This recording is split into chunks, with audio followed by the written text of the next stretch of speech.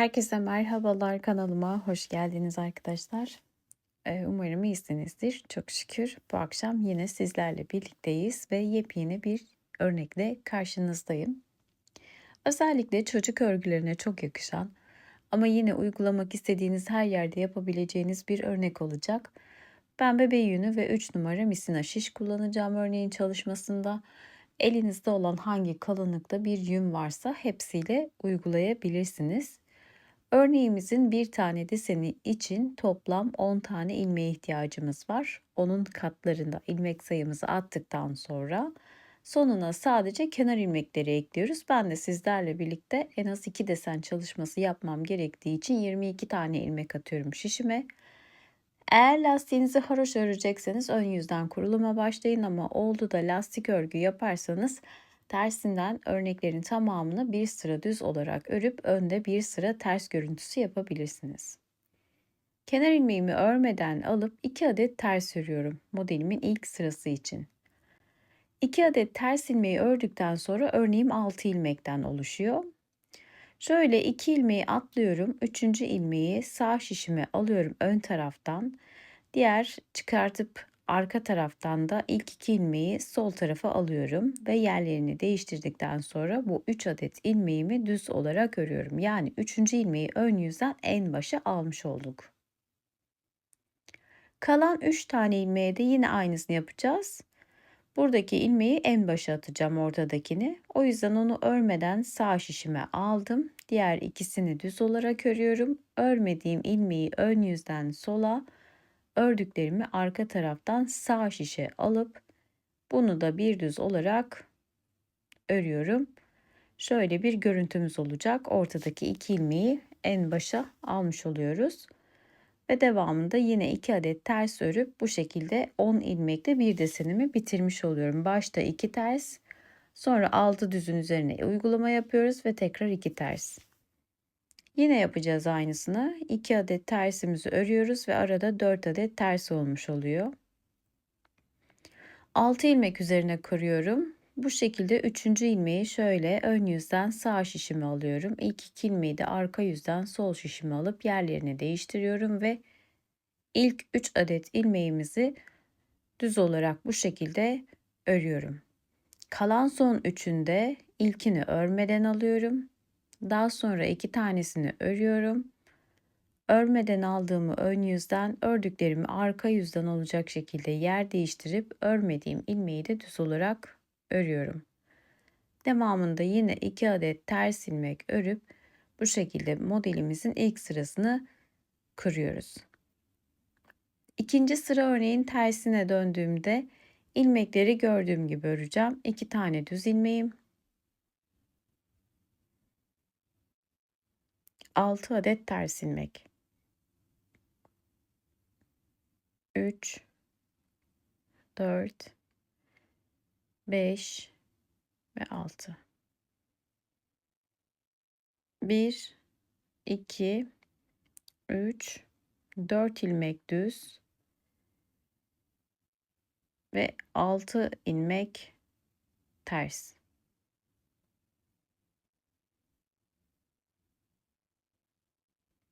Sonda yine 2 ilmek düzüm var. Daha sonra da kenar ilmeğimizi örüp sıramızı tamamlıyoruz. Tersinde hep aynı teknikte örülecek. Üçüncü sıra ön yüze dönüyorum.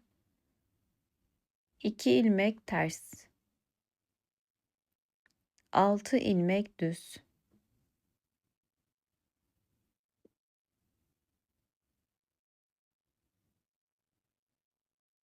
2 ters, 6 düz. Devam ediyorum. Gördüğüm gibi örüyorum ön yüzdeki ilmekleri. 2 ters ilk desen için, 2 ters de ikinci desen için ara 4 ters oluyor. Tekrar 6 ilmek düz örüyorum. Örneğim 6 ilmek düzden oluşuyor. Ve devamında yine 2 adet ters örüp sıramızı bu şekilde tamamlıyoruz. Bu sırada bir işlem yapmıyoruz ve ilmekleri ön yüzden ve arka yüzden olduğu gibi çalışıyoruz. Yine 4. sırayı da aynı teknikle gördüğüm gibi yapıp 5. sıra ön yüze geliyorum. Kenar ilmeğimi örmeden aldım. 2 adet ilmeğimi ters olarak ördüm. Modele geldiğimde önce dolayarak 1 adet ilmek artırıyorum. Sıradaki 2 düz ilmeğimin yönlerini çevirip sola doğru kesiyorum. Ortaya 2 adet düz ördükten sonra kalan 2 düzümü de alt taraftan batarak sağ tarafa doğru kesiyorum. Arttırdım, sol kestim, 2 düz örüp sağ kesip tekrar ilmek arttırdım. Arada 4 adet tersimiz var 2 desen arasında. Onları ördükten sonra tekrarlıyorum. Önce dolayarak ilmek arttırıyorum. Sıradaki 2 ilmeğimin yönlerini çevirip sola doğru kesiyorum. 2 ilmek düz ördüm. 2 ilmeği birlikte sağ tarafa doğru kestim. Dolayıp ilmeğimi arttırdım ve tekrar 2 adet tersimizi örüp sıramızı bu şekilde bitiriyoruz. Şimdi tersine döndüğümüzde bu ilmekleri arkadaşlar, yani bu modeldeki artırma ilmeklerini düz örüyoruz. İsterseniz ters de örebilirsiniz. Çok büyük bir farkı olmuyor ama düz örürseniz daha güzel bir kolaylık olur sizlere. Artırmaları ters ilmeklere eklediğimiz için örneğin dışında bu modeldeki tüm artırma ilmeklerimizi düz olarak bu şekilde örüyoruz. Ben unuttum, ters ördüm derseniz, yani el alışkanlığınıza göre bu değişebilir. Hiçbir şey fark etmeyecektir. Bu sadece sizlere hani hangi ilmeği düz, hangi ilmeği ters örebileceğinizi göstermesi açısındandır. Ama ben düz örüp bu şekilde sıramı tamamlıyorum. Ters ördüğüm zamanlarda oldu. Açıkçası çok büyük bir farkı yok. Sadece belirtmek istedim.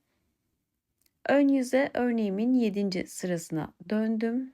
Bu defa kenar ilmeğimden sonra 3 adet ters örüyorum. Tekrar dolayıp artırıp 2 ilmeğimin yönlerini çevirip sola doğru kesiyorum. Ve hemen yanına 2 ilmeği birlikte alttan batarak sağ tarafa doğru kesiyorum. Dolayarak ilmeğimi artırdıktan sonra 2 desen arasında toplam 6 adet ilmek ters örüyoruz.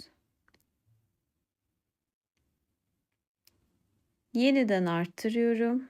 2 ilmeğimin yönlerini çevirip sola doğru kesiyorum ve hemen yanına 2 ilmeği alttan batıp sağ tarafa doğru kesiyorum ve kesilen ilmeğin yerine dolayıp ilmeğimi arttırıyorum. Buraya da oluşan 3 adet tersimizi örüp ön yüzdeki 7. sıramızı bitiriyoruz. Dediğim gibi tersine döndüğümüzde artırma ilmeklerimizi düz çalışıp modelin yeniden 9. sırasına geliyoruz. Burası artık bizim modelimizin bitmiş hali ilk bölümü için. İkinci bölümde aynı tekrar yapacağız. Sadece yerlerini çaprazlayarak oluşturacağız. 2 desen çalıştığım için başta ve sonda bir desenimiz ters örgü olarak yapacağız. O yüzden tam orta bölümle kuracağız modeli. Ben yine ikinci modeli nasıl kuracağınızı sizlere göstereceğim. Örneğimiz 10 ilmekten oluşuyordu. İlk 5 tanesini bu bölüme verip 5'ini de ters olarak örüyorum arkadaşlar. Bakın kenar ilmeğinden sonra 5 adet ters örüp bir desenimizi burada yok ediyoruz. Devamında diğer desenimi kurmaya başlıyorum. Ne yapmıştık? 2 adet ilmeğimizi ters olarak örmüştük. O yüzden başlangıçtan 7 tersle başlayacaksınız. Daha sonra 3. ilmeği 2 ilmeğin önünden en başa geçirmiştik ve daha sonra bunları düz olarak ördük. Birinci sıranın tekrarı esasında bu 9. sıramız sadece yer değişikliği oluyor. Yine örmeden aldım. 2 ilmeğimi birlikte düz ördüm. Daha sonra bunların yerlerini değiştiriyorum. Örmeden aldığım ilmeği önden, ördüklerimi arkadan aldım. Yerlerini değiştirdim ve bir düz olarak ördüm. Şimdi 2 tersimiz burada. 5'i saymayın. 2 ters ördük. 6 düzümüzü yaptık ve tekrar 2 tane ters ördük. Şimdi buradan itibaren devam etseydiniz eğer, yine aralar 4 ters yapıp 6 düzü uygulayacaktınız. Aradaki sayınız değişmeyecek. Ama biz şu an 20 ilmekli bir model yaptığımız için burada modelimiz tamamlanıyor. Başta ve sonda 5'er adet ters ilmekle modelimizi bitiriyoruz. Desenle birlikte 7 oluyor arkadaşlar. 7 ters başta, 7 ters sonda. Aralar 4'er adet ters olacak şekilde tamamlayacaksınız. Yine geldik 11. sıramıza, ön yüze. Burada toplam 7 adet tersimiz var. 7'sini de örüyorum. Daha sonra örneğimde 6 tane düz ilmeğim var. Onları örüyorum. Ve en sona geldiğimizde yine 7 adet ters ilmekte örneğimizi 11. sırasını tamamlıyoruz. Bu sıra boş sıramız. Hiçbir işlem yapmadan ilmeklerimizi gördüğümüz gibi çalışıyoruz. Tekrar 13. sıraya geldiğimde kesimlerime başlıyorum. Kenar ilmeğimi örmeden aldım. 7 tane ilmeğimi ters olarak örüyorum.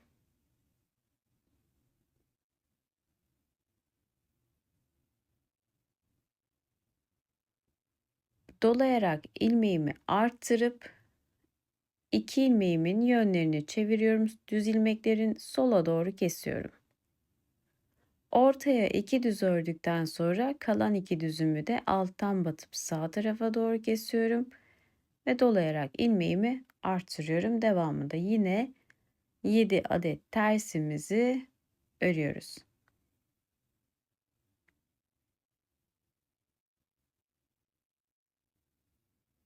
Böylelikle sıramızı tamamlayıp ön yüze örneğimin 15. sırasına geliyorum.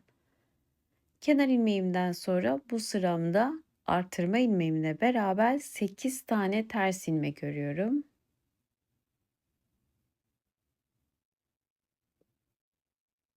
Artırma ilmeğim, 8. tersim. Tekrar artırıyorum. Yine 2 ilmeğimin yönlerini çevirip sola doğru kesiyorum. Kalan son 2 ilmeği de alttan batıp sağ tarafa doğru kesiyorum ve bu şekilde damlamızı yeniden oluşturuyoruz. İlmeğimi arttırdım. Buradaki sayımız da 8 olacak. Aralar bu sırada 6 olarak olacak.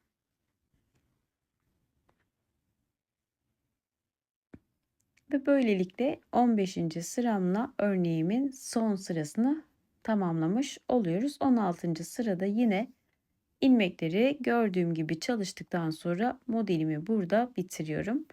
Toplam 16 sıranın tekrar şeklinde örneğimiz kuruluyor. Birinci sıraya tekrar döndüğümüzde 2 düz 6 2 ters 6 düz 2 ters olacak şekilde ilk 10 ilmeğe örneğimizi aynı teknikle kuruyoruz. Şöyle daha büyük parçasını gösterecek olursam